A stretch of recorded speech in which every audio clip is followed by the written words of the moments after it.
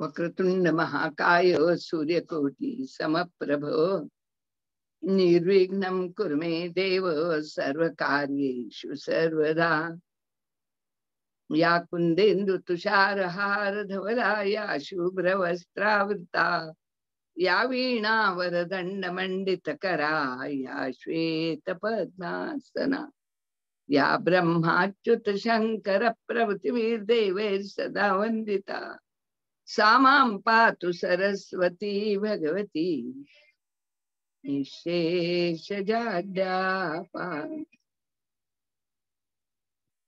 गणपती आणि सरस्वतीचं चिंतन करून आपण भारतीय तत्वज्ञानाच्या मूळ गाभ्याचं संरक्षण ज्या उपनिषदातून झालेलं आहे त्याचं वाचन करीत आहोत। तेव्हा ब्रह्मस्वरूप काय आहे हे सांगत असताना संत कबीर म्हणतात, लहर ढूंढे लहर को कपड़ा ढूंढे सूत, जीव ढूंढे ब्रह्म को तीनों उतके। लाट पाण्याला शोधते, कपडा सुताला शोधतो, तो शोध जसा व्यर्थ आहे त्याप्रमाणे जीवस्वरूपाचा शोध बाहेर घेत राहतो तो देखील निरर्थक आहे, व्यर्थ आहे। जे आपण बाहेर शोधतो ते आपल्यातच आहे, अंतःकरणामध्ये प्रविष्ट आहे। म्हणूनच श्रुती अदा पूर्णम इदम पूर्णम असे सांगते, ते पूर्ण आहे आणि हेही पूर्ण आहे। संत तुकाराम त्यामुळे सुलभ भाषेत सांगतात, तुझे आहे तुझपाशी परंतु तू जागा चुकलाशी। साधकाला स्वतःचे खरे स्वरूप समजल्यानंतरच तो म्हणू शकतो, मनोबुद्धी अहंकार चित्तानी नाहम न च श्रोत्र जिह्वे न च घ्राण नेत्रे न च योम भूमिर्न तेजो न वायुश्चिदानंद रूपास्योहम शोहम। आत्मशतक मी कोण आहे? मन बुद्धी चित्त अलंकार यापैकी मी काहीच नाही। मी श्रोत्रेंद्रिय किंवा रसेंद्रिय नाही, मी घ्राणेंद्रिय नाही, मी चक्षु नाही, मी पृथ्वी जल आप वायू तेज आणि आकाश ह्या पंचभूतातही उसत नाही। मी चिदानंद रूप शिवरूप परमात्मा आहे। मग या ठिकाणी अशी शंका येते की ते पूर्ण आहे समजले, कारण ते अपरोक्ष स्वरूपाचे ब्रह्म पूर्ण चैतन्य स्वरूप आहे, परंतु इदम पूर्ण हे पूर्ण आहे हे वरवर शाब्दिक जरी समजले तरी या ठिकाणी विरोधाभास दिसतो। म्हणून श्रुती पुढे म्हणते, पूर्णात पूर्णम उदच्यते, पूर्णामधून पूर्णच निर्माण होते। यावर टीकाकार स्पष्ट म्हणतात, अदा तत्पद लक्षम ब्रह्म पूर्ण अवकाशवदव्यपी परिच्छिन्नम इति यावत् इदं च त्वं पदलक्षम जीवस्वरूपम अपि पूर्णम ननुद्वयो पूर्णत्वं विरुद्धम वस्तु परिच्छेदात् इति अतः आह पूर्णात् इत्यादि। पूर्णात् ब्रह्मण पूर्णम एव जीवस्वरूपम उदच्यते उद्रिच्यते उदेति इति यावत् औपधिकस्य च तदेव तथ्यं रूपं यतस्य उदेति इति निदानाभेदात् पूर्णात् उद्रिच्यमानं पूर्णम एव इति भवा। इथे टीकाकार या श्रुतीचे सार सांगतात। अदास शब्दामधून तत्पद लक्षार्थ सांगितला। आकाश ज्याप्रमाणे सर्वव्यापी आहे तसेच परब्रह्म स्वरूप पूर्ण देशकाल वस्तू परिच्छेद शून्य आहे हे सांगितले। आणि इदम पूर्णम यामधून जीवाच्या उपाधीचा निराश करून जीवा हाही पूर्ण स्वरूप परब्रह्म स्वरूप आहे हे तो पद लक्षार्थाने सांगितले। परंतु इथे इदम पूर्णम म्हणजेच हा जीव आणि हे विश्व पूर्ण आहे असे म्हटल्यानंतर या वाक्यामध्ये विसंगती विरोधाभास दिसत नाही का? कारण दिसताना सर्व परिच्छिन्न मर्यादित नाशवान जन्म मृत्यूयुक्त दिसते। विश्व सुद्धा देश काल वस्तूने परिच्छिन्न दिसते आणि मग मी जीवही जन्म मृत्यूयुक्त दिसतो। ही शंका निराश करण्यासाठी श्रुती म्हणते, पूर्णात पूर्णमुदच्यते, पूर्णामधून पूर्णच निर्माण होते। मागे सांगितले की परब्रह्मामधून विश्व निर्माण झाले म्हणून पूर्ण स्वरूप ब्रह्म हे जगताचे कारण आहे। मग जगत कारण ब्रह्म पूर्ण असेल तर त्यामधून जे निर्माण झाले ते पूर्णच असले पाहिजे. कार्य कारणस्य गुणानुवृत्ती इति न्यायेन. जसे कारण तसे कार्य, ज्या न्यायाने पूर्णामधून पूर्णच निर्माण होऊ शकेल. पूर्णामधून कधीच अपूर्ण निर्माण होणार नाही, म्हणूनच पूर्ण रूप ब्रह्मामधून पूर्ण विश्व निर्माण झाले व पूर्ण स्वरूपाचा जीव निर्माण झाला.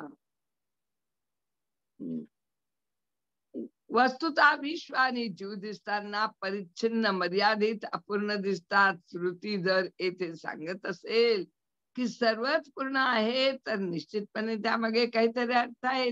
तरी श्रुती सांगते तदृष्ट्वा तदेवानुप्रविशत.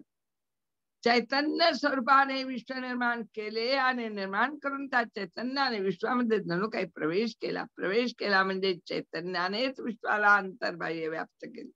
विश्व निर्माण झाल्यानंतर जगत कारण परब्रह्म विश्वामध्येच राहते. जसे मातीमधून घट निर्माण झाल्यानंतर माती घटाच्या बाहेर जात नाही किंवा घटामधून दूर जात नाही, घटापासून भिन्न राहत नाही. येथे घट, जिथे घट आहे तिथे माती आहे. मातीच घटाला अंतर्बाह्य व्याप्त करते. मातीच्या घटाच्या आत, माती घटाच्या आत बाहेर अनश्यूत आहे याप्रमाणे श्रुती सांगते. परब्रह्माने सृष्टीची निर्मिती करून त्यामध्येच अनुप्रवेश केला कसा, यासाठी भगवान सुंदर दृष्टांत देतात. मयि सर्वविधम प्रोतम सूत्रे मणिणाईव. गीता अध्याय 7 ज्याप्रमाणे सूत्र धागा यामध्ये सर्व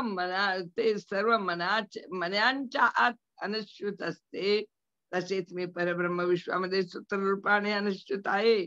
सूत्र कधी डोळ्यांना दिसत नाही, परंतु सूत्र सर्व मनांना सत्ता, अधिष्ठान, आश्रय, आकार, उकार, सौंदर्य, मोहकता देते. तसेच संपूर्ण विश्वामध्ये परब्रह्म स्वरूपच अधिष्ठान रूपाने, सत्ता रूपाने अनश्यूत आहे. म्हणूनच विश्वाची प्रचिती येत असताना सर्व ठिकाणी सत्प्रत्ययाची, सत्तेची, अस्तित्वाची, सुंदरतेची, आकर्षकतेची असा प्रत्यय येतो. जसे घट, अस्थिपटा, अस्थिवृक्षा, अस्ति पर्वता, अस्ति वगैरे. किंवा आचार्य म्हणतात अहमस्मि सदा भामी कदाचिन्नाहम प्रिय ब्रह्मेवाहमता सिद्धम सच्चिदानंद लक्षणम अद्वैत मकरंद. मी आहे याची मला सतत जाणीव आहे.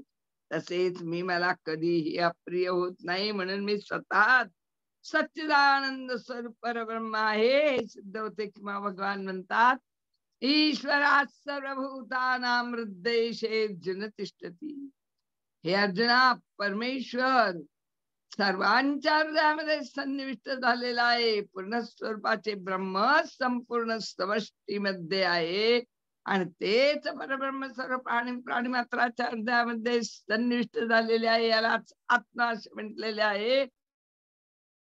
व्याख्या करतात यच्चाप्नोति यदा दत्ते यच्चाति विषय निहा यच्चाश्च संततो भावस्तस्मादात्मेति कित्यर्थे. जे सर्व बाजूंनी सर्वांना व्याप्त करते तेच आत्मरूपाने सर्वांतर्मय आहे, तेच निर्विशेष परब्रह्म रूप आहे. म्हणूनच येथे श्रुती सांगते पूर्णात पूर्णमदुच्यते. पूर्णात, म्हणूनच येथे श्रुती सांगते पूर्णात पूर्ण मुदच्यते. पूर्णात पंचमी विभक्ती कारण, पूर्णम द्वितीय विभक्ती कार्य. पूर्णात ब्रह्मणा इदम पूर्ण ब्रह्म उदच्यते. म्हणजेच कारणरूप ब्रह्मापासून कार्यरूप ब्रह्म निर्माण होते. थोडक्यात कारण ब्रह्म व कार्य ब्रह्म दोन्ही पूर्ण आहेत. इदम शब्दाने निर्देशित केलेले कार्य ब्रह्म पूर्ण आहे. प्रत्यक्ष अनुभवाच्या विरुद्ध दिसते, म्हणूनच यामध्ये विचार करण्याची आवश्यकता आहे. निर्मित कार्यरूप विश्वाचा विचार करायला लागतो तर समजते की विश्व म्हणजेच नामरूप होय. विश्व म्हणजेच नामरूपाचा कल्पना आहे. म्हणूनच विश्वाची प्रचिती म्हणजेच असंख्य नाम आणि रूपांची प्रचिती आहे. परंतु या सर्व प्रचितीमध्ये अस्ति हा सत्तावाचक घटक सर्व ठिकाणी अनुस्यूत होतो. सर्व विषयांच्या प्रचितीमध्ये प्रामुख्याने 5 अंशाची प्रचिती येते. आचार्य म्हणतात अस्ति भाती प्रियम रूपम नाम प्रत्येश पंचकम अद्यत्रयं ब्रह्मरूपम जगद्रूपम ततोद्वयम दृश्य विवेक. प्रत्येक वस्तूमध्ये अस्ति भाती प्रिय नाम रूप हे 5 अंश आहेत. अस्ति म्हणजे सत प्रत्यय, भाती म्हणजे प्रकाश स्वरूप चित प्रत्यय, प्रियम आणि प्रियम म्हणजेच आनंद प्रत्यय. म्हणूनच सच्चिदानंद हे परब्रह्माचे स्वरूप आहे आणि उरलेले नामरूप हे विश्वाचे रूप आहे. म्हणूनच विश्वाची व्याख्या करताना नामरूप चैतन्य विश्व होय. नाम आणि रूप हे विश्वाचे स्वरूप आहे आणि त्या सर्व वस्तूंच्या मध्ये अनुभवाला येणारी सत्ता हे परब्रह्माचे स्वरूप आहे. म्हणणं श्रुती म्हणते वाचा रंभणम विकारोयम नामधेयम मृत्तिकेत्येव सत्यम. छंदोपनिषद. नामरूप हे फक्त वाचेचे विकार नसून मिथ्याभासात्मक आहेत. माती ही सत्य असून घट हे फक्त उपचारार्थ दिलेले नाम आणि रूप आहे. म्हणून मातीमधून घट निर्माण झाला म्हणजे वस्तुतः काय निर्माण झाले?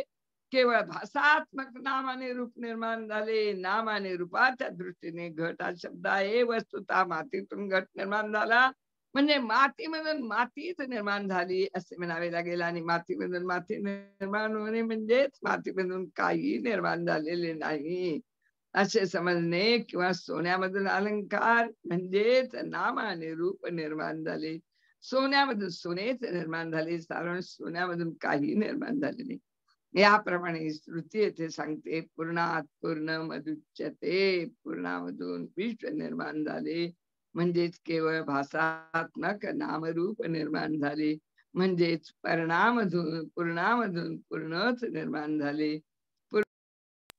मग शंका येईल की हे जे सर्व दिसते ते काय आहे? म्हणणं श्रुती सांगते पूर्णात पूर्ण उदच्यते.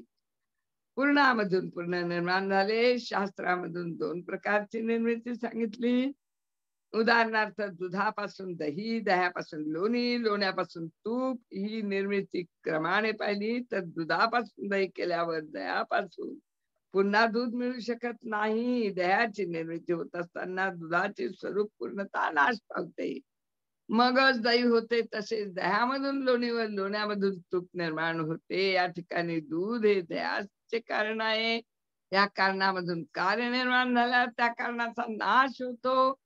दही लोण्याचे कारण आहे. नंतर लोणी तुपाला कारण होते. दूध, दही, लोणी, तूप या क्रमाने पाहिले तर मागच्या कारणाचा पूर्णतः नाश होतो आणि ते कारण कार्यामध्ये रूपांतरित होते. स्वतःचे स्वरूप त्याग करून पुढील कार्याची निर्मिती होते. या निर्मितीच्या प्रकाराला परिणाम असे म्हणतात.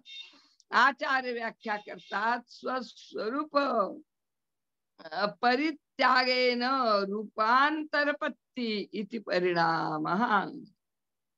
परिणाम म्हणजे काय? तर स्वतःच्या स्वरूपाचा त्याग केल्यानंतर जे रूपांतर प्राप्त होते त्याला परिणाम असे म्हणतात. निर्मितीच्या दुसऱ्या प्रकाराला विवर्त असे म्हणतात. विवर्त म्हणजे स्वस्वरूप अपरित्यागेन रूपांतरपत्ती इति विवर्तात. या निर्मितीमध्ये कारणामधून कार्य निर्माण झाले तरी कारणाचा स्वतःचा नाश होत नाही. तसेच कारणाच्या स्वरूपामध्ये कोणताही बदल परिणाम विकार होत नाही. उदाहरणार्थ रज्जू सर्पवत. इथे रज्जू मधून सर्पाची निर्मिती होते. रज्जू हे कारण आहे आणि सर्प हे कार्य आहे. अंधुक प्रकाशामध्ये दोरीवर साप दिसतो आणि त्या सापामधून भीती निर्माण होते. या ठिकाणी सर्पाची निर्मिती होत असताना दोरीचा नाश झाला नाही किंवा दोरीमध्ये कोणताही बदल परिणाम विकार झाला नाही. तसेच दोरीमध्ये सर्पाचे गुणधर्मही आलेले नाहीत. म्हणजेच दोरी सर्पाप्रमाणे चेतनमय किंवा विषारी नाही. या प्रकारे ज्या प्रकारे रज्जूमधून साप निर्माण होतो त्यापासून भीती वाटते आणि त्या भयकंपनाधिकांचा निराश करण्यासाठी आपण जर सापाचा नाश करायला लागलो तर त्या रज्जू निर्मित सर्पाला किती मारले तरी साप नाश पावत नाही. आणि आपली भीती जात नाही, कारण वस्तुतः तिथे सापाची निर्मिती झालेली नाही. म्हणून तिथे एखादा आप्त स्वरूप येऊन त्याने आपल्याला उपदेश केला पाहिजे. अरे बाळ, हा साप नाही, ही तर दोरी आहे. याचाच अर्थ साप हा दोरीवर आलेला एक भास आहे. म्हणूनच सापाला स्वतःची स्वतंत्रता नाही. सापाला भास होण्यासाठी सुद्धा दोरीचे अधिष्ठान आवश्यक आहे. म्हणून खरी सत्ता ही सर्पाची नसून रज्जूची आहे. रज्जूमधून सर्पाचा भास निर्माण झाल्यानंतर रज्जू कधी सापाचे गुणधर्म घेत नाही. दोरी घेऊन आपल्याला चावत नाही. म्हणूनच सापाच्या भीतीपासून मुक्त व्हायचे असेल तर सापाला मारण्या पुरुषार्थ नाही.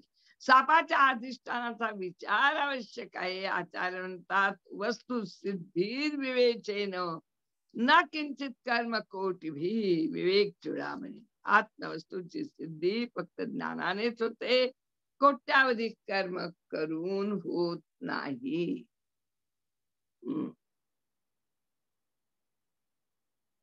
आचार्य म्हणतात, रज्जूच्या ज्ञानाने सर्प भ्रांतीचा व त्यामधून निर्माण होणाऱ्या भयकंपादिकांचा नाश होतो.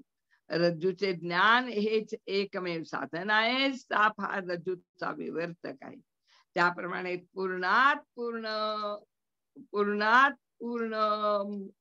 उदच्यते.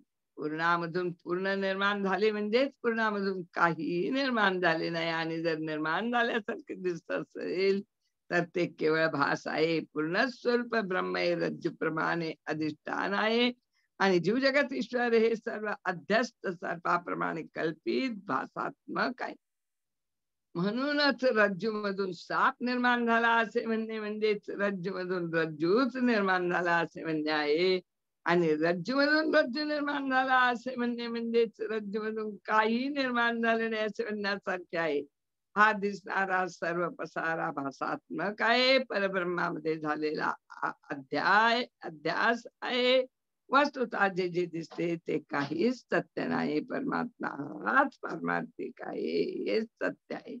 परंतु हे सर्व श्रवण केले, अध्ययन केले तरी सुद्धा दिसताना सगळेच दिसते. विश्व सत्य, मी सत्य, ईश्वर सत्य, सर्व भ्रमिष्ट पुरुषाला सापच सत्य. अशा सर्व भ्रमिष्ट पुरुषाला रज्जूचे ज्ञान कसे होईल? म्हणजेच रज्जू आणि सर्प हे दोन भिन्न असूनही सर्प हा रज्जू सर्पच आहे हे अद्वैत ज्ञान कसे प्राप्त होईल? यासाठी श्रुती याचे उत्तर पुढील चरणामधून देते. पूर्णस्य पूर्णम आदाय पूर्णम एव अवशिष्यते. यावर टीकाकार म्हणतात, ननु जीव स्वरूपस्य पूर्णत्वे कुतः ततनु अनुभवते तत्र आह पूर्णस्य इत्यादी. पूर्णस्य यत् पूर्णम स्वरूपम तत् तन्मात्र आदाय उपाध्यक्षम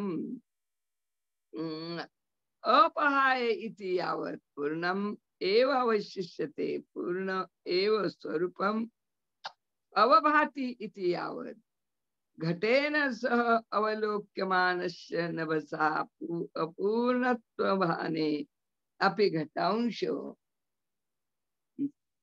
विहाय अवलोकने पूर्णत्वस्य एव एव अनुभवाः यथा इति भावः. श्रुती येथे सांगते, पूर्णामधून पूर्ण काढल्यानंतर पूर्णच शिल्लक राहते. पूर्ण उणे पूर्ण. म्हणूनच अद्वैत ज्ञानाच्या प्राप्तीसाठी पूर्णामधून पूर्ण काढणे ही साधना आहे. ते पूर्णामधून पूर्ण काढणे म्हणजे काय, ही शंका निर्माण होईल. पूर्णातून पूर्णच काढले म्हणजे कारण ब्रह्मामधून कार्य ब्रह्माचा निराश केला, पूर्ण स्वरूप शिल्लक तेव्हा राहते. इथे काढून टाकणे म्हणजेच निराश करणे. दोरीमधून सर्प काढल्यानंतर सर्पाचा भासाचा निराश होतो आणि दोरी शिल्लक राहते. त्याप्रमाणे शुद्ध चैतन्यामधून अध्यस्त व्यष्टी समिष्टी विश्वाचा निराश केल्यानंतर शुद्ध चैतन्य स्वरूप शिल्लक राहते. वस्तुतः श्रुतीला फक्त शुद्ध चैतन्य स्वरूपच सांगायचे आहे. म्हणून केवळ पूर्ण आणि पूर्ण असे म्हणूनच श्रुती थांबायला हवे होते. परंतु तसे न सांगता श्रुतीने पूर्णमदा पूर्णविदम या मंत्रामधून प्रथम अध्यारोप केला आणि नंतर पूर्णश्च पूर्णमादाय यामधून संपूर्ण अध्यायाचा निराश करून अध्यासरहित पूर्ण चैतन्य स्वरूप निर्देशित केले, ही श्रुतीची ज्ञान देण्याची पद्धत आहे. तर आज हे इतकं वाचून मी आजचं वाचन इथं थांबवते आहे. उद्या याच्या पुढचं वाचन आपण करूयात. पावले सर, सुषमाताई यांना धन्यवाद आणि सर्वांना धन्यवाद देऊन आजचं उपनिषदाचं वाचन मी इथं थांबवते. धन्यवाद. धन्यवाद मॅडम. मी आता आपल्या परवानगीने मीटिंग बंद करते.